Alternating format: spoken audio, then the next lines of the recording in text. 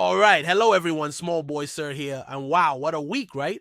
You know, I tossed that little video out there, the one about, shall we say, reconsidering the whole mini humans thing, and whoa, did that thing blow up? I mean, I was expecting a few chuckles, maybe a couple of yees, same comments, but holy guacamole, the floodgates opened. And honestly, it was a real eye opener. I learned a ton, mainly that apparently I'm not the only one who's had a mild, or maybe not so mild, existential crisis about societal expectations. See, there's this like script we're all supposed to follow, right? You get the job, the house, the spouse, the tiny humans, the whole shebang, and then boom, you're happy, safe, surrounded by friends, and you'll never feel that creeping existential dread. It's like a sitcom, but you know, real life. But the thing is, what if that script is, well, a bit of a lie? What if, shocker, no everyone fits into that neat little box? What if, dare I say, some of us actually find happiness and fulfillment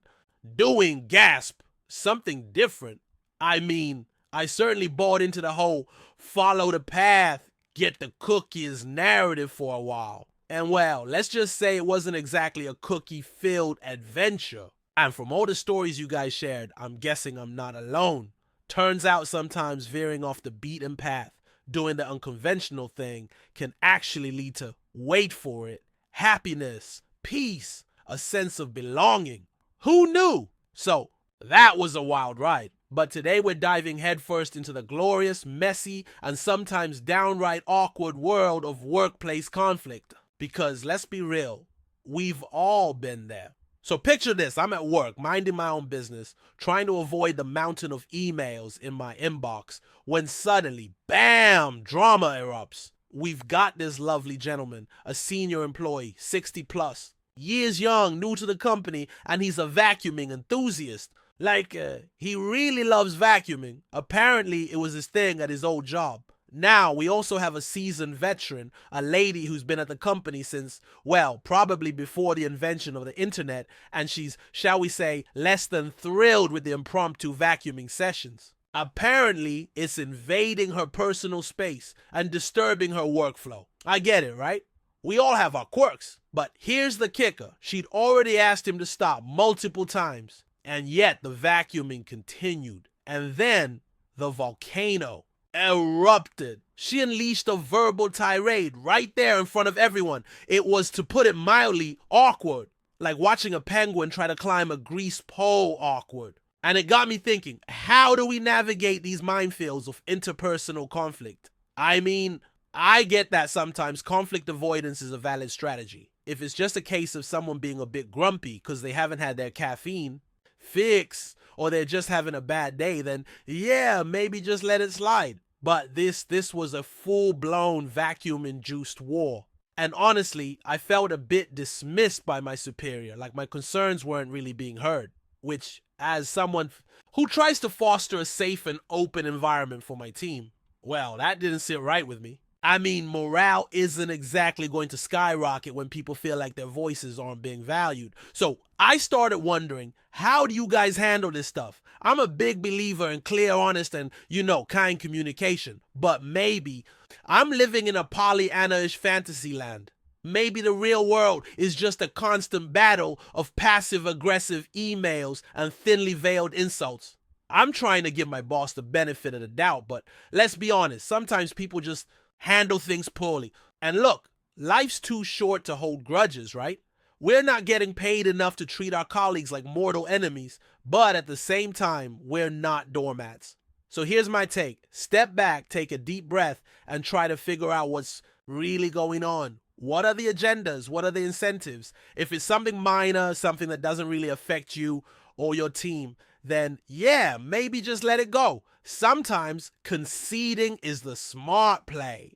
But if it's something that's actually impacting you, something that's making your work life miserable, then you need to stand your ground. Back up your arguments with facts, with data, with, actual evidence. Find the person who's actually in charge. Because it might not be the person you're dealing with directly. And loop your manager in, just as an FYI. And let's be real, there's a lot of gatekeeping that goes on in the workplace, especially in tough times. People get territorial, they get defensive, they get, a bit touchy-feely. And honestly, we all need to chill out a bit.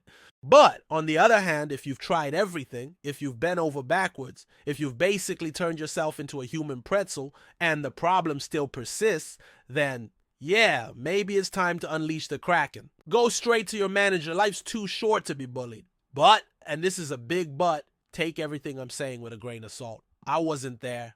I don't know all the details. And these things are always messy, always nuanced. And if you jumped into the Slack DMs right after the incident, trying to explain yourself, even if you were being super polite, it might have come across as argumentative. And mentioning that your superior is under pressure, even if you meant it as a compliment, might have sounded like you were invalidating their feelings. So maybe wait a day or two, let things cool down, and then approach the situation again, framing it as a collaborative effort, a way to find a solution together. And look, being a leader is hard. You have to navigate different personalities, different communication styles. What one person sees as direct, another might perceive as aggressive. And neither side is necessarily wrong. We just have to figure out how to get along. And if you're really struggling, find a trusted third party, someone who can offer an objective perspective, someone who can help you understand where the disconnect is and come up with a plan to rebuild the relationship. Because even small issues, like a vacuuming disagreement, can blow up into something much bigger. And honestly, nobody wants that. Okay, so let's recap.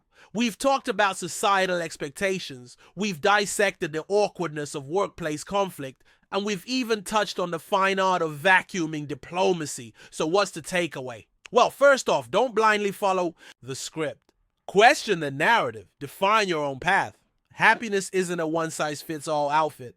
And when it comes to workplace conflicts, communication is key, but sometimes you gotta know when to pick your battles. And remember, you're not alone in this. We've all been there. Whether it's a vacuuming war or a full-blown office feud. So let's learn from each other, support each other, and maybe, just maybe, make the workplace a little less like a minefield and a little more like, I don't know, a comfortable coffee shop. Now, before you go, don't forget to like this video. Subscribe to SmallBoySir for more stories, and maybe, just maybe, go out and vacuum your heart out. You do you.